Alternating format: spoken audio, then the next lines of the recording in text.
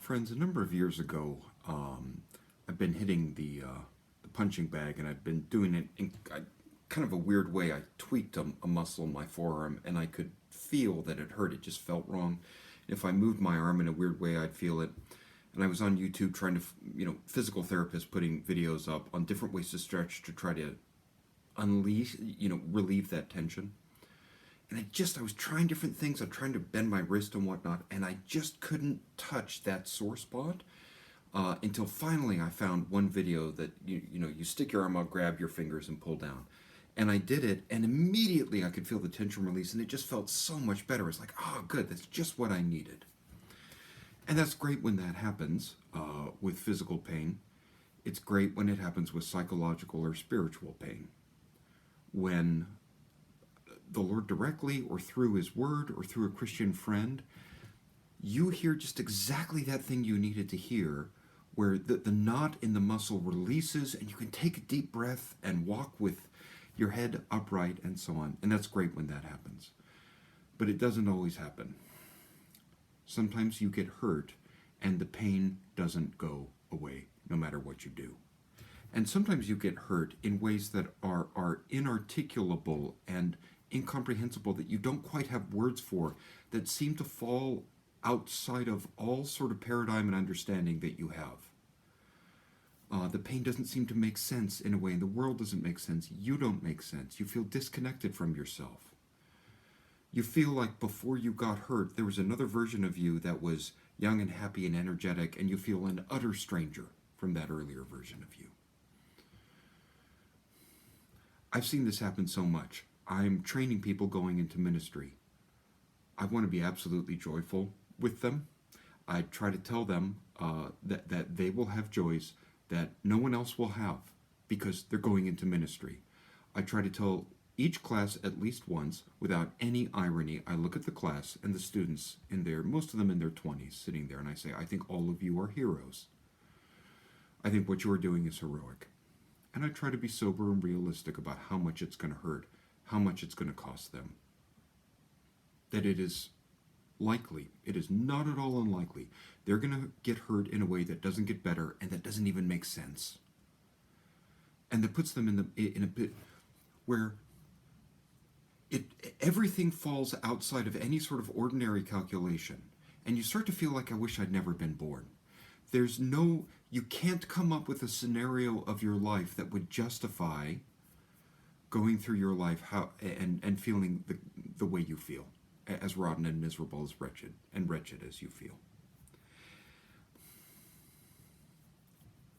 And as I'm saying this, we all believe God works all things out for good. We all believe that this light, momentary affliction, and that was the Apostle Paul talking, who'd been stoned and had the tar beaten out of him and people trying to kill him. And, this light, momentary affliction is working for us an eternal weight of glory beyond all comparison, as 2 Corinthians 4 says. But you still have to get up on a Tuesday morning with the hurt that doesn't go away, that is unresolved, unreconciled, and doesn't even make sense. And if that's you, I want you to know you are not a failure.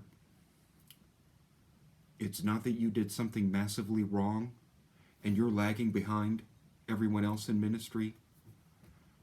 It's not as if you just made one decision different, you could have avoided this. It is so extremely common. It is so extremely common for men and women in ministry to get hurt in a way that doesn't make sense and that just they don't get closure on it. I cannot tell you how many times I've talked to pastors and I've heard some version of the story of, I went to a church, the gospel was at work and the Holy Spirit was present and good things were happening, and a powerful minority in the church said, if this keeps happening, we won't be in control anymore. And so they shot the messenger. They made the messenger the problem. And God allows it to go on for some years, and the minister pays a price. Often a physical price. I was talking with one man who, just incredibly stressful situation. He's under attack because a minority of his church wanted their version of church, not God's version. And he lost the feeling in his legs. He was burying it physically, And the pain can become so extreme that no happy ending that you can imagine within an earthly framework would seem to make up for it or quite redeem it. In one form or another, I have heard so many times the story of I was in ministry of the church, it was going well. A powerful minority said, if this keeps going, we won't be in control. And so they shoot the messenger. And God defends his servants. God defends his servants. But they pay a price. And I want you to know, if that's you, you are not doing anything wrong. Nothing strange is happening to you. This is so common, and we all believe that all things work out for good, that this is all working for our enormous bliss in heaven, and that God is spinning our stories such that exactly the lives we have right now, not the fantasy life we spin for ourselves, but exactly as our lives went, the master storyteller will have each thread combine to the most beautiful, satisfying, joyful ending in his presence in the resurrection. We all believe that. That doesn't make the hurt go away. And if you are in the early stages of this and in the shock of it, and trying to explain it by either blaming yourself or blaming your church or maybe blaming God, this is totally normal. In Jeremiah 15, he says, "Why is my pain unceasing, my wound incurable?" Refusing to be healed, unceasing, incurable, and resistant to healing. Now the next verse, God says, "If you return, I will restore you." Pain is not the final truth of a Christian's life. It's, I will restore you. But even going in that direction, I don't want that to distract from the very common reality of unresolved pain.